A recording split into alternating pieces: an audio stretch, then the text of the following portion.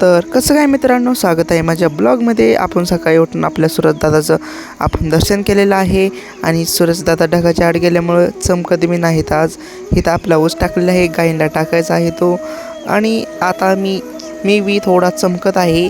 पुन्हा ह्या चमकेला बघितलं म्हणजे चमकी म्हणजे आमची कुत्री आंघोळ करून नाश्ता वगैरे करून घेतला आणि म्हशीचं दूध काढून घेतलं.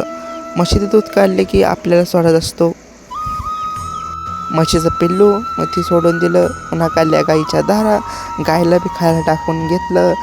काळीला टाकलं, पांढऱ्याला बी टाकलं, दोघीच्यामध्ये एकच खवळा टाकला. पुन्हा आपल्या म्हशीला पाणी पाजून घेतलं आणि पाणी बी पिली ती. पुन्हा काळ्या गाईला पाणी पाजलं, पांढरी गाई काय पाणीच पिणार. मला थांब त्याला शूटिंगमध्ये घेतो. सगळं आवरून आपण नवीन कपडे वगैरे घालून घेतली. आपल्याला जायचं होतं लग्नात. आपली काढली गाडी, लावली चावी, केली चालू आणि निघालो.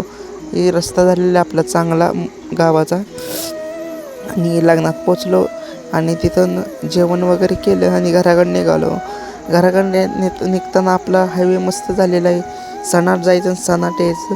पुन्हा घरी येऊन आपण केली आपली मका ज्वारी दळली. आपण घरचीच गिरण आहे आणि घरी येऊन जनावरांचं काम बघितलं. आजच्या ब्लॉगमध्ये एवढंच. उद्या भेटू नवीन ब्लॉगमध्ये.